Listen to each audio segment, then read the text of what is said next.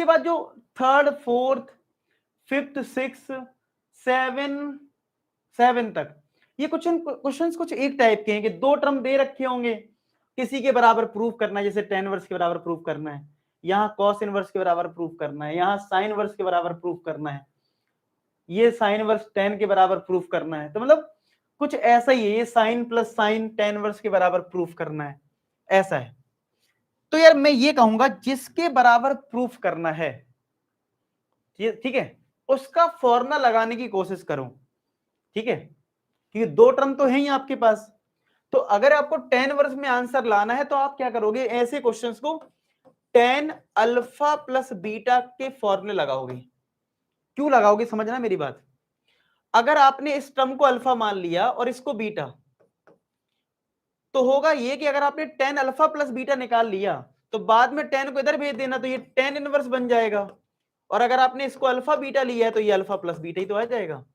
इसलिए आपको ऐसे लगाना है कि जो रिजल्ट लाना है उसका फॉर्मूला सोचना है, उसका फॉर्मूला सोचना है। तो अगर हम यहां पे ऐसी दिमाग इधर लगाएं कि आपको यहां 10 में आंसर लाना है और ये 2 साइन इनवर्स है 3/5, कितना है 2 साइन इनवर्स 3/5।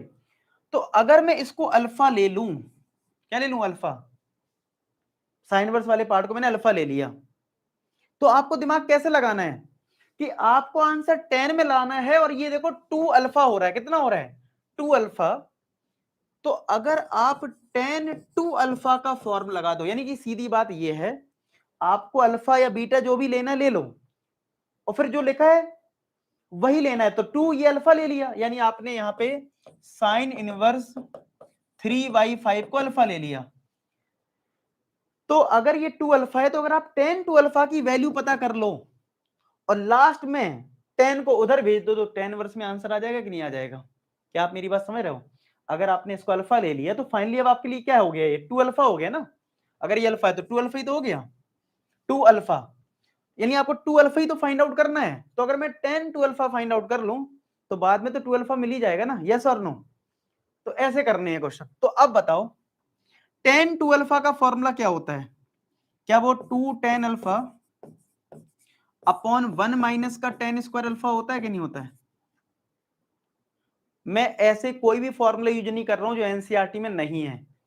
करने को तो कोई लोग अलग तरीके से भी कर सकते हैं, कुछ लोग ऐसा भी कर सकते हैं कि, ठीक है, कि इसको 10 में कन्वर्ट कर देंगे और 2 10 इनवर्स एक्स का फॉर्मूला लगा देंगे, और है भी इसका फॉर्मूला, हालांकि एनसीईआरटी में इस बार वो डिलीटेड है। कुछ लोग ऐसे कर सकते हैं कि इसको 10 इनवर्स में कन्वर्ट कर देंगे और 2 10 इनवर्स एक्स का एक 10 वाला फॉर्मूला होता था, अभी एनसीईआरटी में हटा दिया गया है। तो मैं इसको अवॉइड कर रहा हूं, ठीक है, इसलिए मैं उसको अवॉइड कर रहा हूं। चलो, तो अगर इसकी वैल्यू सॉल्व करनी तो कैसे करें, ये साइन इनवर्स 3/5 अल्फा है, तो साइन अल्फा कितना होगा 3/5। तो अगर मैं ट्राइंगल बना लूं, साइन होता है परपेंडिकुलर अपॉन हाइपोटेनियस, तो ये बेस 4 आ जाएगा, यानी 10 अल्फा की वैल्यू क्या हो जाएगी परपेंडिकुलर अपॉन बेस, यानी 3/4 आ जाएगी। अब जरा वैल्यू पुट कर दो, 2 into 3/4 upon 1 minus 10 square alpha, यानी इसका स्क्वायर करना है, यानी 9/16, क्या है 9/16। तो 10 2 अल्फा 6/4 अपॉन, अगर 16 यहाँ पे एलसीएम है तो 16 माइनस का 9, तो ये 4 टाइम्स कट गया, 4 ऊपर चला जाएगा तो 24/7 आ गया। तो 10 2 अल्फा आ गया 24/7, तो 2 अल्फा कितना आ गया 10 इनवर्स 24/7 हो गया प्रूफ।